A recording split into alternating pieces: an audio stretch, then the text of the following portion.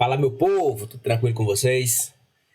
Nossa aula de hoje será sobre os anfíbios, certo? E aí vamos logo vendo aí um dos representantes, né, mais conhecidos desse grupo, certo? Que são os famosos sapos, né? Aí temos um sapinho ponta de flecha, sapinho bem bonitinho, certo?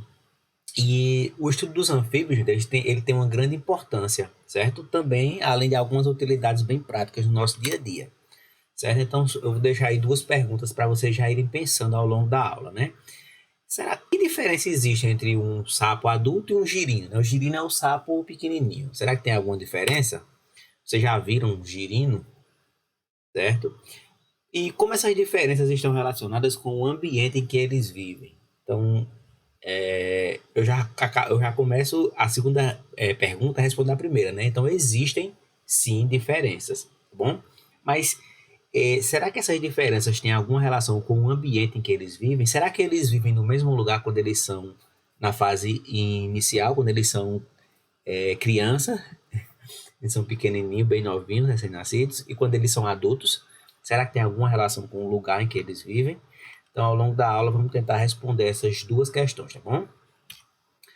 Então, os anfíbios, certo? Eles surgiram há muito tempo, certo? Cerca de 400 milhões de anos, os peixes é quem dominavam as águas, certo? Então, ao longo do tempo, né, houve um processo evolutivo e foram surgindo os ancestrais dos atuais anfíbios. Então, nós temos aí, ó, um fóssil, né? Esses animais possuíam adaptações que lhes permitiam deslocar, comer e respirar fora d'água. Então, diferente dos peixes, né? Os ancestrais dos anfíbios, eles possuíam algumas adaptações que faziam com que eles conseguissem se deslocar fora d'água, né? E também respirar fora do ambiente aquático, certo? Entre esses exemplos citamos, né, o fortalecimento da coluna vertebral e dos ossos, e os músculos dos membros locomotores também bem mais desenvolvidos. Vamos falar um pouquinho, gente, sobre a respiração dos anfíbios, certo? Como será que os anfíbios respiram, né? Já que eles têm uma adaptação para viver na terra, né? Diferente dos peixes. Então, as brânquias são filamentos delicados que fora d'água se fecham, né? Com isso, a área de contato para a absorção de oxigênio vai diminuindo, certo? Então, aí tem a foto de um peixe, né? E mostrando para vocês o que são as brânquias dos peixes, que a gente falou bastante disso na aula passada, né? Quando a gente falou dos peixes, eu disse que os peixes respiram através das brânquias, né? Essa estruturazinha que vocês estão vendo aqui, ó. Essa estrutura aqui, ó, são as brânquias. Então, quando a água passa por aqui, né? É retirada o oxigênio, tá certo? Muito bem. Então, fora da água, essas estruturas aqui, elas não funcionam, certo? Elas só funcionam dentro da água, certo? Então, as brânquias não são órgãos adequados ao ambiente terrestre. Então, os anfíbios, certo, que vivem em ambientes terrestres, em alguns momentos de sua vida, certo? Na fase adulta, na verdade, certo? E a respiração braquial não é uma respiração eficaz para esse ambiente, tá bom? Então, os anfíbios demais vertebrados respiram através de pulmões. Então, assim como nós, né, os seus mamíferos, né, nós respiramos através de pulmões, certo? E os anfíbios também, certo? Eles respiram através dos pulmões, certo? Os pulmões dos anfíbios, eles não têm uma área suficiente para absorver todo o oxigênio necessário, certo? Então, existe um complemento na sua respiração. Certo? A sua pele é lisa, fina e úmida e está adaptada à respiração. Então, os anfíbios, eles também utilizam da sua pele para respirar. Isso é chamado de respiração cutânea, certo? Então, aí, ó, os pulmões, né, ficam aqui na parte das costas, né? O tubo digestório, certo? O nariz, fluxo de ar entra pelo nariz, certo? Na fase larval, né, quando eles são pequenininhos, certo? Eles fazem a respiração branquial, certo? Então, apenas na fase inicial que eles respiram através de brânquias. Quando ele se torna adulto, essas brancas desaparecem. Ele sofre todo um processo que eu vou mostrar daqui a pouquinho que processo é esse. Bom, o coração dos anfíbios, né, ao contrário dos peixes, ele bombeia dois tipos de sangue. Tem o sangue rico em gás carbônico, que vai para o pulmão, e o outro rico em oxigênio, que vai para o corpo, certo? Então, olha só. Então, nós temos aqui o coração, né, dos anfíbios, e ele vai bombear dois tipos de sangue, né, o sangue rico em oxigênio e o sangue rico em gás carbônico, certo? Por isso que o coração dele possui 3 cavidades, né? O nosso coração possui 4, o dele tem 3, que são 2 átrios e apenas um ventrículo, certo?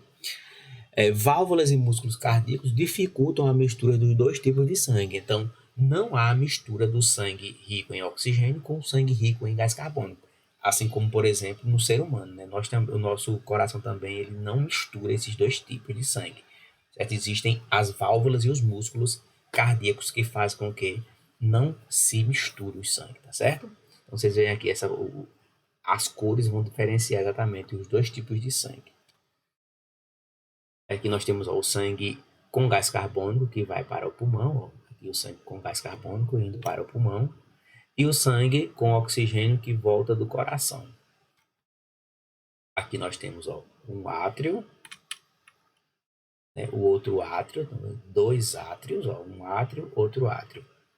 E aqui embaixo um ventrículo, então ele tem um ventrículo e 2 átrios, certo? E aqui, o sangue com gás carbônico volta para o coração, certo? Isso aqui é o coração dele, tá certo? O coração bombeia sangue com oxigênio e nutrientes para o corpo. Então, o sangue ele vai percorrer todo o corpo do animal, certo? Levando o oxigênio para suas células, para que haja produção de energia. Os anfíbios, eles são carnívoros, ou seja, eles se alimentam de outros animais, né? De insetos. Para capturar a presa, eles lançam para fora de sua língua musculosa, longa e pegajosa, certo? Então, certamente vocês já viram isso em filmes, em documentários, né? Ele lança sua língua, que é bem comprida, é bem musculosa, e captura o inseto. Assim como nos peixes, né? Nos anfíbios, a temperatura do corpo varia de acordo com a temperatura do ambiente, certo?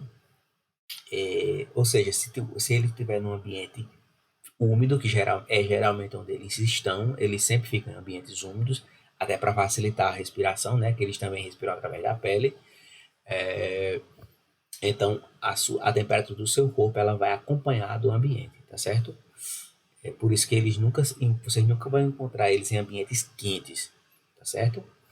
Então, assim como lá nos peixes, a temperatura do corpo varia de acordo com a temperatura do ambiente. Bom, então, a temperatura do corpo dele vai variar de acordo com a temperatura do ambiente. Diferente, por exemplo, de nós, seres humanos, dos mamíferos, né?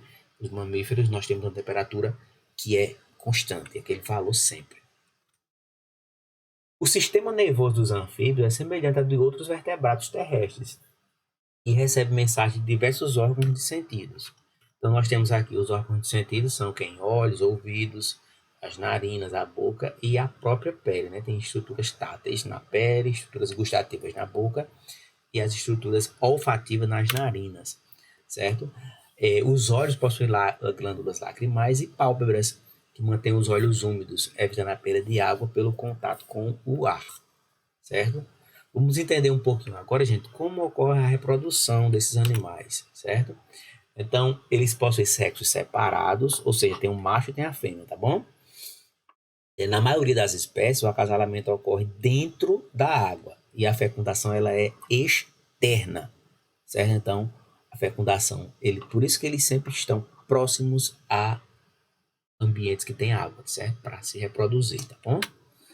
Então, como é que acontece essa reprodução? O macho, ele abraça a fêmea, certo? E ambos eliminam os gametas na água ou em locais úmidos, certo? Então, quando o macho abraça a fêmea, isso faz com que ela libere, né, os seus gametas e ele também libera, mas esses gametas são liberados não é dentro do corpo da fêmea, como acontece em outros animais, e sim na água. Então vai acontecer externamente a fecundação, certo? Então, a grande maioria dos anfíbios depende da água para se reproduzir, tá certo? Se não tiver água, eles não vão se reproduzir, tá bom? A célula ovo origina o girino, que é o, o anfíbio na fase inicial, certo? É uma larva adaptada à vida aquática e que passa por uma série de transformações, né? Essas transformações recebem o nome de metamorfose, até originar um indivíduo semelhante ao indivíduo adulto, ou seja, um desenvolvimento indireto, né? Não é direto. Então, inicialmente ele tem são larvas, ó. Essas larvas, elas ficam necessariamente dentro da água, certo? Ele parece muito com um peixe na fase inicial, parece muito com um peixe, certo? E aí depois, com o passar do tempo, o que vai acontecendo? Ele vai perder essa cauda, ó. Ele perde essa cauda e surgem aqui, né, as suas patas, certo? E ele fica totalmente diferente, ó. Na fase adulta ele fica muito diferente de como ele era na fase inicial, tá bom? Beleza, gente? Então, era isso que eu queria conversar com vocês hoje sobre os anfíbios. Na próxima aula a gente vai continuar falando dos anfíbios, tá certo? Tem a segunda parte dos anfíbios. E vocês façam a atividade. Qualquer dúvida, ou novamente o vídeo, então pesquisa no material. Se persistirem as dúvidas, podem me perguntar, tá certo? Qualquer dúvida. Até mais, gente. Na sexta-feira temos a correção.